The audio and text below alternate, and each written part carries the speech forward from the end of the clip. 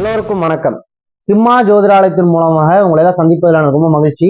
இன்னைக்கு நம்ம பார்க்க போற பதிவு என்னன்னு பாத்தீங்கன்னா, வாழ்வில் வெற்றி அடையக்கூடிய ஜாதக அமைப்பு அது எப்படி இருக்கும் அப்படிங்கிறத பத்தி ஒரு பதிவா இன்னைக்கு நம்ம பார்க்க போறோம். நம்ம இந்த பிறவில பாத்தீங்கன்னா ஒவ்வொரு மனிதர்களும் அவரவர் சூழ்நிலைகளுக்கு தகுந்த மாதிரியான கவலைகளும் பிரச்சனைகளும் கொண்ட நபர்களாக இருக்காங்க. எந்த ஒரு கவலையும் ஒரு பிரச்சனையும் ஒரு மனிதன்கிட்ட வரும்போது நான் உங்ககிட்ட வரப்போறேன்னு சொல்லிட்டு வர்றது கிடையாது. அவரவர் கால நிர்ணயத்தின் காரணமாக ஒரு செயல் செய்வதன் மூலியமாக அந்த கவலைகளும் பிரச்சனைகளும் போய் சிக்கக்கூடிய வாய்ப்பு ஏற்படுது.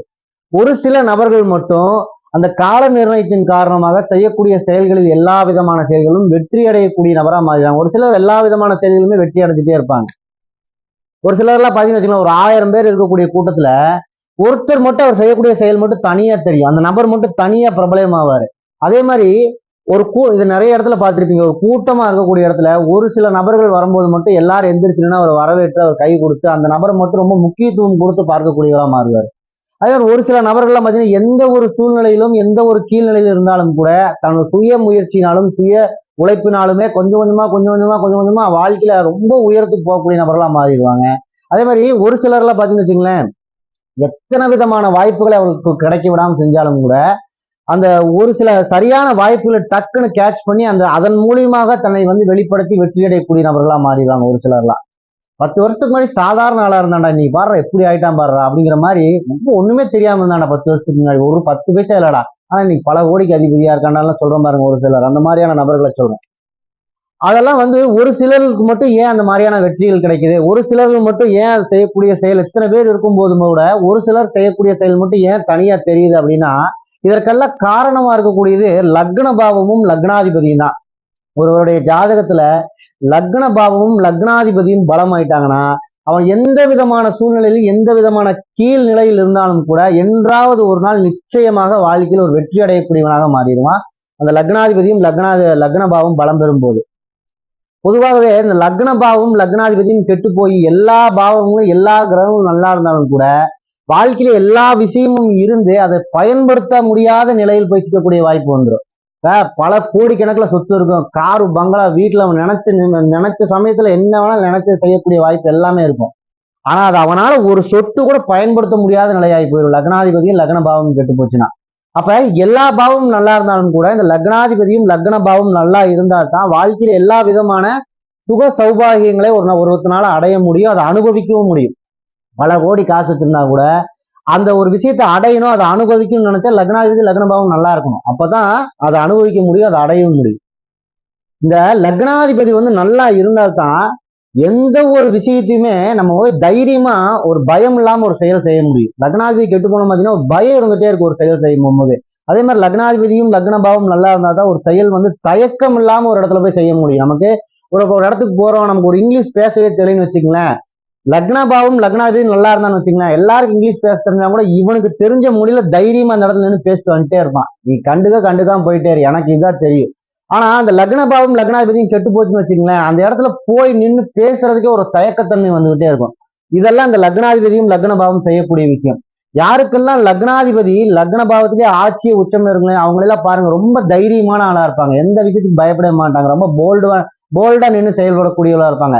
வாழ்க்கையில என்னைக்காவது ஒரு நாள் என்றாவது ஒரு நாள் கண்டிப்பாக அவர் செய்யக்கூடிய தொழிலா இருக்கட்டும், எந்த ஒரு விஷயமா இருந்தாலும் அதுல கண்டிப்பா ஒரு நாள் வெற்றி அடையக்கூடிய நபரா மாறிடுவாங்க. ரொம்ப ஆரம்ப காலத்துல ரொம்ப கஷ்டப்பட்டு இருந்தாலும் கூட லக்னாதிபதியும் லக்ன பாவம் லக்னத்தோடய அப்படியே ஆட்சியே உச்சமாவும் இருக்குன்னு வச்சுங்களேன், கண்டிப்பா என்னைக்காவது ஒரு நாள் வாழ்க்கையில பிற்பகுதியில வெற்றி அடையக்கூடிய நபரா மாறிடுவாங்க. அதே மாதிரி இந்த லக்னாதிபதி இந்த 2ஆம் அதிபதி லக்னாதி பாவத்தோடையோ லக்னத்தோடையோ தொடர்பு கொள்ளும் போது பாத்தீங்கன்னா வாழ்க்கையில பணத்துக்காக ரொம்ப ஓடி கஷ்டப்பட்டு சம்பாதிக்கிறது வைக்கிறதுன்னு ஓடுற காலமெல்லாம் போடா அப்படின்னு உட்காருவாங்க பாத்தீங்களா, அப்ப அந்த பணம் இவர்களை தேடி வரக்கூடிய வாய்ப்பு ஏற்பட்டுக்கிட்டே இருக்கும். இந்த 2ஆம் அதிபதி போய் லக்ன பாவத்தோடையோ லக்னாதிபதியோ தொடர்பு கொள்ளும் போது லக்ன பாவத்தை 2ஆம் அதிபதி பார்த்தாருன்னு வச்சுக்கோங்க, இந்த வாய்ப்பெல்லாம் தேடி வரும். பணம் அவங்க எங்கேயும் போக வேண்டியதே இல்லை.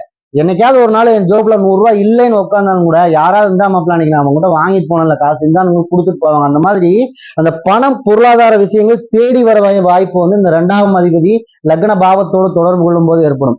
அதே மாதிரி இந்த 5ஆம் அதிபதி லக்ன பாவத்தோடு தொடர்பு கொள்ளுதுன்னு வச்சுங்களேன், பூர்வீக சொத்துக்களை முழுமையாக அனுபவிக்கக்கூடியவர்களாக இருப்பார்கள். அது மூலியமா ஏதோ ஒரு வாய்ப்புகள், அதன் மூலியமாக ஒரு வருமானம் வரக்கூடிய வாய்ப்பெல்லாம் ஏற்படும் இந்த லக்னாதி பாவத்தோடு இந்த 5ஆம் அதிபதி தொடர்பு கொள்ளும் போது.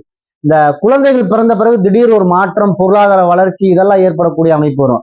சாதாரண மனுஷனா இருப்பாங்க, குலதெய்வம் கோயிலுக்கு போயிட்டு வந்து சில விஷயங்களை செஞ்சுட்டு இருப்பாங்க, பார்த்தா திடீர்னு பெரிய ஆளாயிருவாங்க. அடிக்கடி குலதெய்வம் கோயிலுக்கு போயிட்டு வந்துட்டே இருப்பாங்க, திடீர்னு பெரிய ஆளாயிருவாங்க. இதெல்லாம் வந்து இந்த 5ஆம் அதிபதி வந்து லக்ன பாவத்தோடு தொடர்பு கொள்ளும் போது இந்த மாதிரியான விஷயங்கள்லாம் நடக்கும்.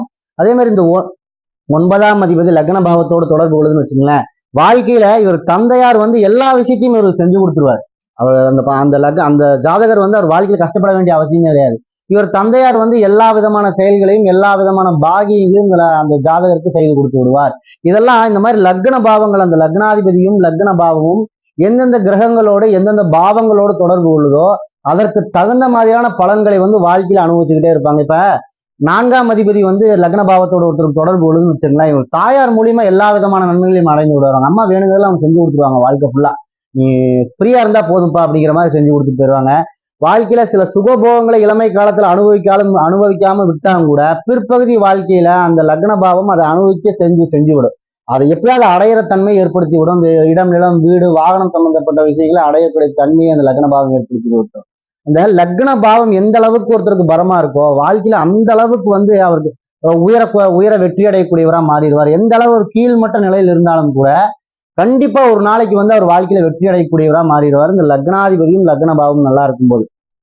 ஒரு சிலர் வந்து எனக்கு அந்த லக்ன பாவம் சரியில்லை, லக்ன பாவத்துல பகை கிரகங்கள் இருக்கு, லக்னாதிபதி நீச்சம் ஆயிட்டாரு, இந்த மாதிரியான சொல்லக்கூடியவர்களுக்கு சரியான முறையில் இறை வழிபாடு, கிரக வழிபாடுகளை செய்து அதே மாதிரி சில முறையான இறை பயிற்சிகளை செய்யும் போது கூட அவர் லக்ன பாவங்களை இயக்குவதன் மூலியமாக கூட அந்த லக்ன பாவத்தையும் லக்னாதிபதியும் பலம் பெருக்க முடியும். பொதுவாகவே பாத்தீங்கன்னாலே இந்த முருகனை வழிபடக்கூடியவர்கள் எல்லாருமே பாருங்க, அவர்களுக்கு லக்ன பாகம் சைலண்டா இயங்கிக்கிட்டே இருக்கும். ஏன்னு கேட்டீங்கன்னா காலபுருஷ தத்துவத்திற்கு முதல் வீடா வரக்கூடியது மேசம். அந்த மேசத்தின் அதிபதி செவ்வாய் பகவான். அந்த செவ்வாய் பகவானின் அதிபதியா வரக்கூடியவர் முருகப்பெருமான்.